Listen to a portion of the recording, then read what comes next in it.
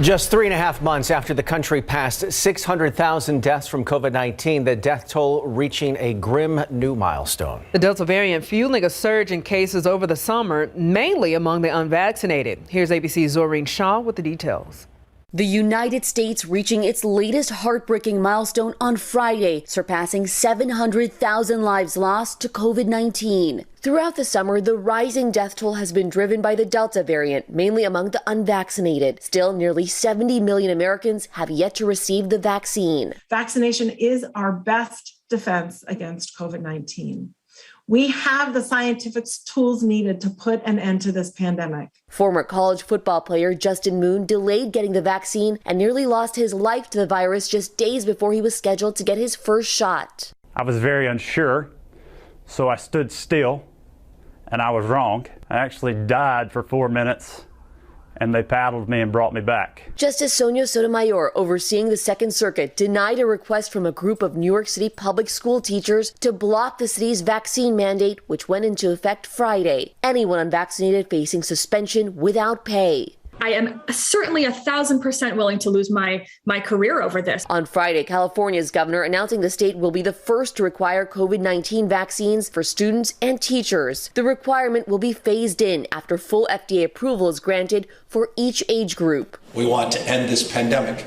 We are all exhausted by it. Parents coming down on both sides of the issue. I will for sure pull my kids out of school. Yeah, well, if it's mandatory to get into school, then of course. But many parents are eagerly waiting vaccine approval for children. According to a new report by the Kaiser Family Foundation, 1/3 of parents with kids from 5 to 11 years old will get their kids vaccinated right away once eligible. Zoreen Shah, ABC News Los Angeles. Turning now to weather. Katie, what happened to fall? It left. It was so nice. And then this week, the humidity and the warmth and all that came back. And not to mention the amount of rain that came down as well. So we just been on a roller coaster. Yes. Tis normal this time of year. This is our transition season. So be prepared for more back and forth. Next week actually looks very pleasant, not necessarily sweater weather, but we will bring the humidity down. I don't have much cold air on the horizon, at least for the first half of October. Let's look at today's time lapse. We had a good amount of humidity around today, and those clouds, they tried to produce some rain. If you were in San Antonio and you were looking northwest, you may have seen some darker clouds, maybe even a little bit of rain in the distance. There were some showers up across the hill country this afternoon. They just couldn't get to most of San Antonio and Bexar County. Currently it's 79 out there. Our dew point is also in the 70s, and winds are light, so it's starting to feel pretty stagnant tonight. Rain today, as I mentioned, was northwest of San Antonio. The closest it really got to us was just off to the west of Bernie there, trying to inch closer to Leon Springs. Otherwise, measurable rainfall anywhere from about a ½ inch to maybe an 1.5 inches at most was up in portions of the hill country, Kerr County, especially around Kerrville. There were some heavy showers today. But as Daphne mentioned, we had a good amount of rain this week. Here's the measured rainfall totals since Tuesday night, and it was fairly widespread. We were able to spread the wealth a good amount here at the airport in San Antonio, nearly 2.5 inches of rain. But you'll notice there were some locally higher totals near Seguin, more than 6 inches of rain since Tuesday night. So this rain was beneficial, and you probably didn't get all the rain you wanted, but hopefully your yard got at least a little drink this week. I hope that's the case, because rain chances essentially have fallen out of the forecast, and things are looking really dry for us as far as rainfall goes over the next 7 to 10 days or so. A minimal chance of a shower tomorrow. I wouldn't hold your breath. 79 at the airport now, also 79 in Pleasanton. We're starting to see some 60s pop up in the hill country. I mentioned winds are light. They're about 3 miles per hour here in San Antonio, but they're calm in many spots. That paired with the high humidity tonight could set us up for some patchy fog early tomorrow morning. So if you'll be out early on Sunday, keep that in mind. Again, as far as any rainfall goes, the only thing we've got left, a couple of showers near Lakey, also a few little sprinkles out near Rock Springs. Otherwise, this light green here is just some ground clutter showing up on our radar site. Satellite shows that we still have a decent amount of cloud cover out there, but this is mainly mid and high level clouds. Those high thin clouds, they're actually streaming in from the southwest, and we'll continue to see that cloud cover into the day tomorrow. So overnight tonight, quiet weather. Any of those little sprinkles up in the hill country will fizzle out. We'll wake up tomorrow morning, no rain, but a good amount of clouds. And as I mentioned, some patchy fog will also be possible. Temperatures will start the day tomorrow close to 70. Tomorrow will end up being another warm day. We'll see our afternoon highs jump back to near 90. And here's a look at Futurecast tomorrow afternoon. You'll notice just a few little specks, a stray shower here or there, but rainfall coverage is going to be minimal tomorrow afternoon. Otherwise warm, with highs back near 90, but we are going to start to peel back the humidity a little bit tomorrow afternoon. So very muggy in the morning. By the afternoon, a very weak frontal boundary will be dropping through, and this will start to drop our humidity tomorrow afternoon. I think you'll really notice it by Monday. Even by Monday morning, we'll see our dew points drop into the 50s, for a lot of us even the 40s. And once that dry air really settles in Monday, it's going to hang with us all week next week. So even though it will be warm, we'll have low humidity in place, and that just keeps things feeling pretty comfortable, guys. That's great news for my hair, Katie. Oh, yeah. Thank you so much. If we can't have real fall, I guess we'll just take the dry fall conditions. I'll take that. Thank you, Katie. All right, week 5 is a wrap, and UTSA is now 5-0. That's right. For the first time since 2012, the Roadrunners are 5-0, and they did it in difficult fashion. They did get the job done. They beat UNLV tonight at the Alamodome. When we come back, we'll show you how they got it done. Frank Harris threw a pair of touchdowns. Plus, Brandeis versus Roosevelt, one of our big game coverage games tonight. Got the highlights next.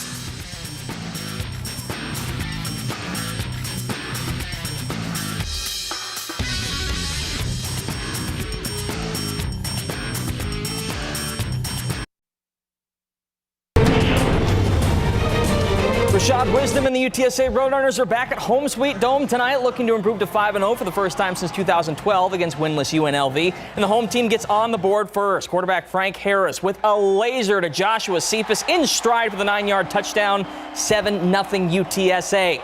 Second quarter now, game tied at 10. Rebels are driving, but Tariq Woolen steps in front of this pass for an interception at the 49-yard line. That's the first turnover of the game, and he's ringing the triangle of toughness on the sideline. Roadrunners capitalize on the takeaway, capping a 12-play, 4-minute drive with this 1-yard touchdown plunge from Sincere McCormick. 89 rushing yards for the Judson product tonight. UTSA leads 17-10 at the break. Second half, after a Jamal Sam interception, the Roadrunners double the lead. Harris with the deep ball for DeCorian Clark, and he's got it in the end zone for the 31-yard touchdown, 24-10 UTSA. UNLV does make a game of it, though, down by 7 with under a minute to play here, but Cameron Friel comes up with the sack on 4th down to seal it. The Roadrunners are still undefeated. They win it 24-17. It's honestly what everybody dreams about. Like, it doesn't matter what conference you play in or what team you play for. 5-0, that's a big accomplishment, and I'm glad we were able to come together and accomplish that. We've actually built a better family, a closer family, I would say. That culture, the triangle, has really brought all of us in. We could have did better, but Coach Traylor's, harping on us to enjoy this win, and tomorrow just move on from it. Next up, the Roadrunners will take on Western Kentucky next Saturday at 6 p.m. UIW on the road tonight, looking for their second Southland Conference win in a row against Northwestern State. And it doesn't take long for the Cardinals to get on the board here. First play from scrimmage, Cameron Ward slings it out to C.J. Hardy, who slips by a defender, and he takes off down the sideline. 47 yards all the way down to the 2-yard line. And on the very next play, Ward finds Hardy again for the 2-yard score. 7-0 UIW, just 32 ticks into the game. Offense stays hot on their next possession. Handoff goes to Marcus Cooper. He splits a pair of defenders, and he is gone. 60 yards to the house. Cardinals roll on to 4-1. They win at 38-27. Trinity going for a 3-0 start tonight on the road at Berry College in Georgia. Pick it up mid-first quarter. Tigers strike first. Tucker Horn lobs it up to the corner of the end zone, and Austin Burtness hauls it in while dragging his toe. That's an 11-yard touchdown, and it's 7-0 Trinity. Second quarter, they strike again. This time, Horn finds Burtness along the boundary for a diving grab. Both feet barely in bounds, and it's 14-0, and Trinity goes on to win this one 27-6. TLU at home this afternoon, trying to get back in the win column against Belhaven. Late first quarter here, Bulldogs down 7-0. Handoff goes to Jacob Fortin, and the Smithson Valley grad weaves his way to the end zone for the 9-yard score. That ties it up at 7-all, but TLU falls tonight 42-35. Great atmosphere tonight at Ferris Stadium. Roosevelt taking on Brandeis in District 28 6A, and this was the Christopher Rodriguez show. First quarter, no score. Rodriguez absorbs contact on the line, steps out of a tackle, and runs through a defender for a 20-yard TD. It's 7-0 Brandeis. Next Broncos possession, give it to Rodriguez again, and watch this. He hurdles over a defender, getting some serious air and picking up 20 yards on the play. And if it ain't broke, don't fix it. Hand it off to Rodriguez again. Later in the drive, this one busts wide open for a 42-yard score and a 14-0 lead. Final from Ferris tonight. Brandeis wins it 45-20. Another good one over at Comalander. MacArthur taking on Lee in 27-6A. Early second quarter, Bremen's down 7-0. Option pitch goes to Samarquius Castle, who finds a crease, and he is off to the races. No one's going to catch him. That's a 70-yard touchdown run, and it ties the game up at 7-all. Has the crowd on their feet right there, but the Volunteers respond on the ensuing drive. Isaiah Carrillo keeps it himself, bounces to the outside, and gets to the pylon for a 29-yard score. Let's head to the big game coverage scoreboard for that final. Lee wins it 35-14. And earlier this afternoon, Austin Regents defeats St. Anthony 56-0. Coming up later in sports, Texas finally defeats TCU and the Aggies take on Mississippi State. Got some great highlights from those two games. Tim, Jaffney? We'll look forward to it. Thank you, Andrew. You got it. Stay with us.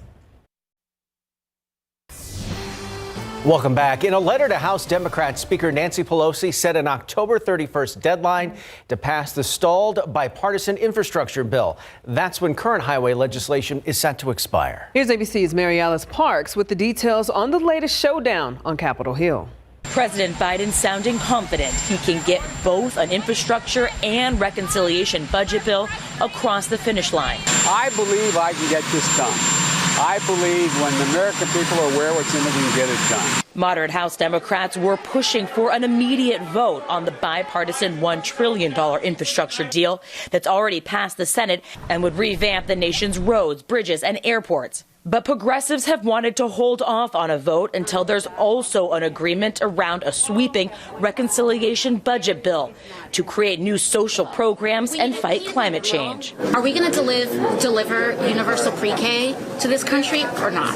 Are we going to expand health care to our seniors and include vision and dental or not? Sources telling us that during a meeting on Capitol Hill Friday, President Biden told lawmakers about a possible compromise, scaling back the budget bill to around $2 trillion in spending.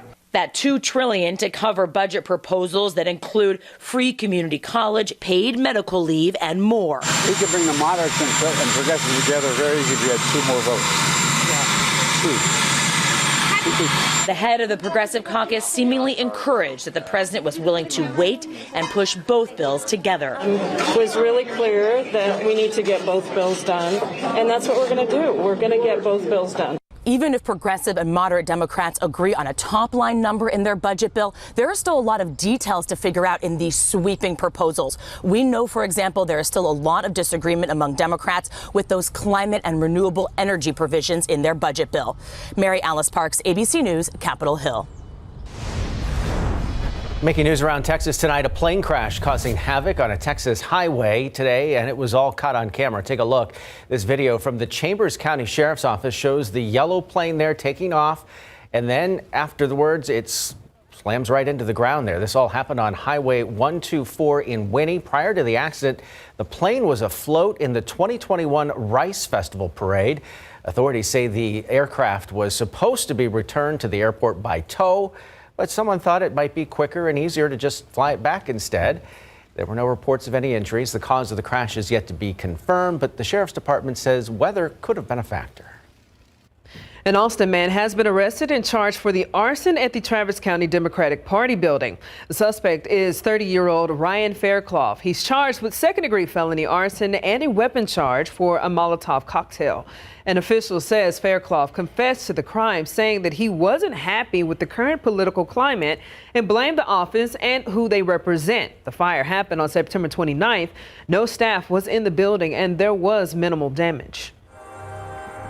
If you haven't seen it yet this week, here's a preview of KSAT Explains. Yes, have you ever felt as though the roads were crowded? And everybody, all of us know how it is with traffic here in San Antonio. Of course, you're not alone, and you'll want to watch the latest episode of KSAT Explains. Yeah, this week's show is all about efforts to address growing traffic congestion by expanding highways. Traffic anchor and transportation reporter Samuel King worked with the KSAT Explains team on this episode. He steps into the breakdown booth for a preview.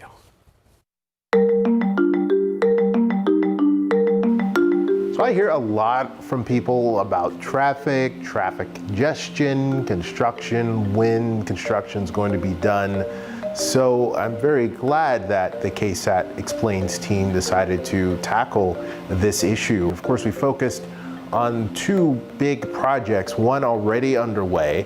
That's Loop 1604 on the northwest and north side eventually, and also I-35, which will be on the northeast side. Both of these projects will deal with traffic in congestion in two of the fastest growing parts of our area, two of the fastest growing parts of the country. Quite frankly, when it comes to major cities, everyone wants relief. They want congestion relief. They don't want to sit in traffic too much, but how to get there is a process. It takes a while to get these projects built, and there are other effects of these projects, whether it be air pollution.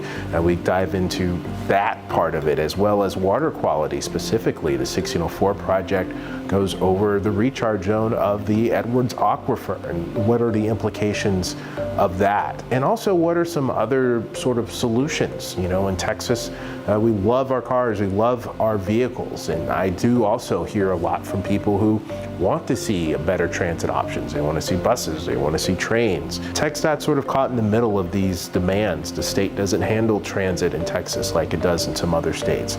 So they are focused on highways and doing what they can to mitigate construction and the constraints that they have. It's all a big sort of mess almost, and it's going to take time to fix and plan for, and that's what we dive into in this KSAT Explains episode.